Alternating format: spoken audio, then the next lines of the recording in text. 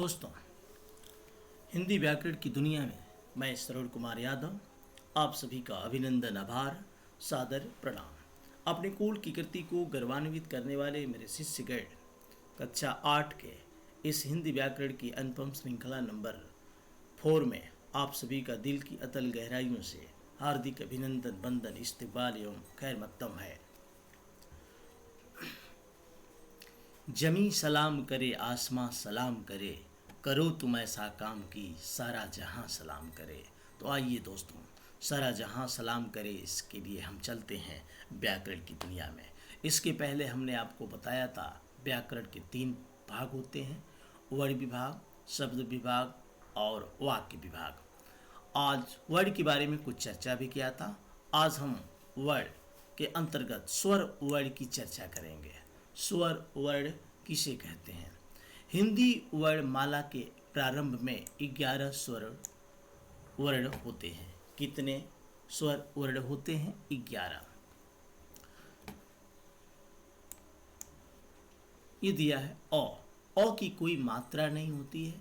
आ की मात्रा कैसे लिखी जाएगी आगे बताया जाएगा। आ, ई, उ, री, ए, ऐ, ओ, औ। ये 11 स्वर वर्ण है। व्यंजन वर्ण। स्वर वर्ण के पश्चात 5 वर्गों में विभाजित 25 व्यंजन वर्ण आते हैं। ये 5 वर्ग हैं: कंठ, तालव्य, मूर्धन्य, दंत, ओष्ठ। ये 5 है।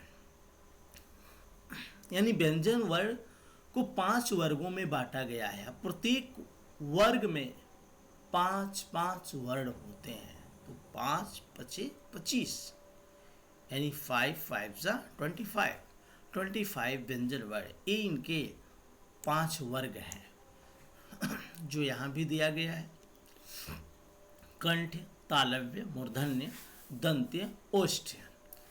ये जो क वर्ग है, ये च वर्ग है, ये ट वर्ग है, ये त वर्ग है, ये प वर्ग है। टोटल वर्गों की संख्या कितनी है? ये टोटल वर्गों की संख्या 5 है। अब प्रत्येक वर्ग में कितने वर्ण हैं? 1 2 3 4 5। और ये क्या है? ये उच्चारण स्थान है कि कहाँ से उच्चारण करते हैं। कंठ से करते हैं। यानी कंठ से उच्चारण ये कहाँ से होगा? ये पूरा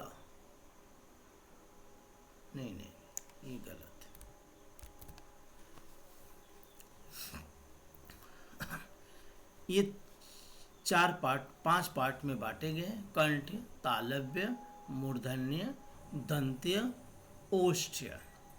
ठीक है। ये थोड़ा सा ही गलत दे दिया है। कंठ ये क वर्ग है, तालव्य ये च वर्ग है, और मूर्धन्य ये ट वर्ग है, और दंत्य त वर्ग है, और ओष्ठ प वर्ग है।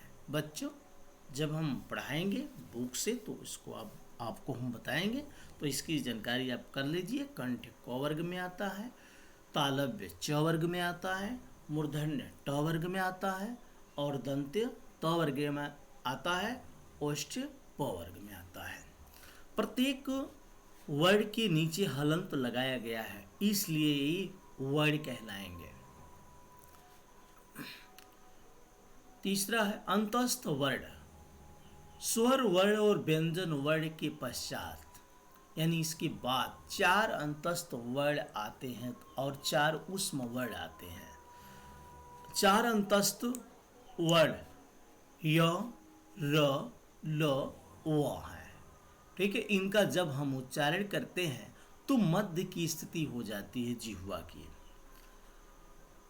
और 4 ऊष्म वर्ण होते हैं। ऊष्म माने होता है गर्म, यानी इनका जब हम उच्चारण करते हैं तो वायु गर्म होकर बाहर निकलती है। प्रत्येक वर्ण का उच्चारण करने में वायु बाहर निकलती है, गर्म वायु बाहर निकलती है। लेकिन इसका नाम ऊष्म वर्ण रखा गया है। क्यों? क्योंकि इनका जब हम उच्चारण करते हैं तो कहीं न कहीं घर्षण पैदा होता है, और घर्षण के कारण टकराहट पैदा होती है, जिसके कारण गर्म हवा बाहर निकलती है, इतना भी गर्म नहीं होती कि उस पर आप चाय बना सकते हैं। मतलब एक महसूस किया जा सकता है कि गर्म हवा निकल रही है। ये स है, तालव्य स है। इसका जब हम उच्चारण करते हैं तो जिह्वा जिह्वा तालू पर जाके टकराती है और उसमें घर्षण पैदा होता है, जिससे हवा गर्म निकलती है। ये मूर्धन्य स है। इसका जब उच्चारण करते हैं तो जिह्वा मुड़ जाती है और मुड़ने के कारण हवा आसानी से बाहर नहीं निकलती है, टकराती है। इसलिए यह उष्म वर्ड है। ये दंत स, इसका जब हम उच्चारण करते हैं तो दांत के पास जिह्वा आती है और घर्षण पैदा होता है, जिसके कारण हवा बाहर निकलती है गर्म होकर। इसे हम काकल्य कहते हैं। ह का उच्चारण भी जब हम करते हैं तो घर्षण पैदा होता है। ये उच्चारण करते समय ही आप अनुभव कर सकते हैं, जिसको उष्म व्यंजन के अंतर्गत रखा जाता है। इसके अतिरिक्त 4 संयुक्त व्यंजन भी होते हैं। 4 संयुक्त व्यंजन भी होते हैं। संयुक्त का मतलब ऐसे व्यंजन जो अकेले नहीं बल्कि दो व्यंजनों के मिलने से बने हैं। ठीक, जैसे छ, त्र, ज्य और स्र। ये जो छ है आधा क और पूरा मूर्धन्य स से मिलकर बना हुआ है। तो शिष्यगण, यहाँ पे मिस प्रिंटिंग है। ये पूरा स रहेगा, यानी ये आधा मूर्धन्य स किया है तो इसके बाद अ की मात्रा भी होनी चाहिए, जो गलत है। यहाँ हलंत नहीं रहेगा। ये त्र आधा त और पूरा र से, यहाँ भी र के नीचे हलंत नहीं रहेगा। ज्ञ ज्य, यहाँ आधा ज और पूरा य के नीचे भी हलंत नहीं रहेगा। ये स्र आधा तालव्य स और पूरा र के नीचे भी हलंत नहीं रहेगा। तो ये 4 संयुक्त व्यंजन है। इसके अलावा अतिरिक्त वर्ण भी आते हैं। ये ड और ढ थे पहले। ड ढ को आवश्यकता महसूस हुआ तो ड के नीचे बिंदी लगा दी गई, ढ के नीचे बिंदी लगा दी गई, इसलिए ड ड़ बन गया और ढ ढ़ बन गया। इसलिए इनको अतिरिक्त वर्ण कहा जाता है। नुक्ता, ये जो के नीचे बिंदी लगी है इसको बिंदी नहीं बल्कि नुक्ता कहा जाता है। ये फ के नीचे जो बिंदी लगी है इसको बिंदी नहीं बल्कि नुक्ता कहा जाता है। अगर ज के नीचे बिंदी न लगी हो तो हम पढ़ेंगे ज। अगर ज के नीचे ये नुक्ता लगा हुआ है तो हम पढ़ेंगे ज। फ के नीचे बिंदी न लगी हो तो हम पढ़ेंगे फ, और फ के नीचे नुक्ता लगा हुआ हो तो हम पढ़ेंगे फ। ये अंतर होता है। तो आइए शब्द विभाग के अंतर्गत शब्दों के भेद के बारे में जानते हैं कि शब्द के कितने भेद होते हैं, शब्द की रचना कैसे होती है, उसको बनाया कैसे जाता है, शब्द की उत्पत्ति कैसे होती है, वो पैदा कैसे होते हैं और उनमें परिवर्तन कैसे होता है, आदि से संबंधित नियमों का ज्ञान होता है। इसमें 2 या 2 से अधिक वर्णों के मेल से बने शब्दों का ज्ञान होता है। यहाँ देख रहे हैं घ और र मिले तो व्यवस्थित वर्ण मिले तो एक शब्द बना घर। घर का नाम लेते ही एक इमेज बनता है दिमाग में, कोई भी घर का एक इमेज बन जाएगा तुरंत। लेकिन घर र को पहले कर दें रघ तो कोई इमेज नहीं बना, अर्थात सार्थक व्यवस्थित वर्णों का समूह न होने के कारण व्यवस्थित शब्द भी नहीं बना। लेकिन यहाँ पर है, यहाँ देखिए प ह आ ड़। ठीक है, अगर ह के नीचे हलंत लगाया है तो प के नीचे भी उसे लगाना चाहिए, अ को अलग करना चाहिए। यहाँ भी मिस प्रिंटिंग है। प के नीचे हलंत, फिर अ, ह के नीचे हलंत तो सही है, आ, फिर ड़ के नीचे हलंत और अ, तभी बनेगा पहाड़। ठीक, पहाड़ एक इमेज आ रहा है।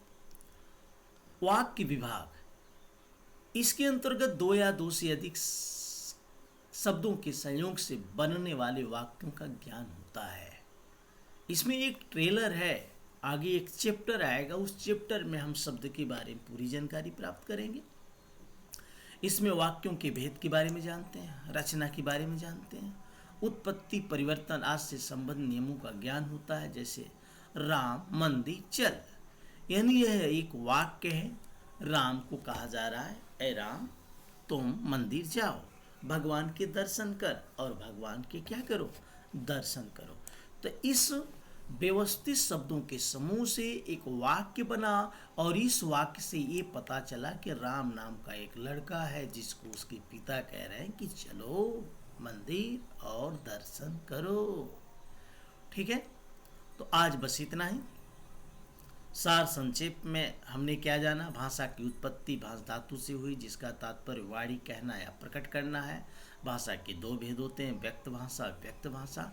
व्यक्त भाषा निम्न प्रकार से दृष्टिगत होती है, मौखिक, लिखित, सांकेतिक भाषा। फिर अपने भावों एवं विचारों को प्रकट करने के लिए जिस साधन का प्रयोग किया जाता है उसे क्या कहते हैं, भाषा कहते हैं। अव्यक्त भाषा सामान्य मानव की समझ से परे होती है। सामान्य मानव का मतलब, इसको समझने के लिए आप एक स्पेशल समय देना पड़ेगा, तब जाकर के आप समझ पाएंगे, तो आप स्पेशल मानव हो जाएंगे। भाषा का आधार स्वरूप तीन प्रकार से निर्धारित किए जाते हैं, वर्ड, शब्द, वाक्य। व्याकरण के तीन भाग बताए गए हैं, वर्ड विभाग, शब्द विभाग और वाक्य विभाग। तो आप आज का होमवर्क है, आपका होमवर्क आपका यही रहेगा, स्वर वर्ण, व्यंजन वर्ण तथा अंतस्थ वर्ण कितने होते हैं, ये घ। व्याकरण को परिभाषित कीजिए, अंगा। ठीक है, और ये उन स्थानों के नाम लिखे जाए हिंदी भाषा का प्रयोग किया जाता है। और बस इतना ही आपका होमवर्क रहेगा, इसे आप अवश्य कंप्लीट करेंगे। तो हिंदी व्याकरण की अनुपम श्रृंखला में अभी बहुत कुछ बाकी है, वक्त है आपसे विदा लेने का। जय हिंद, जय भारत।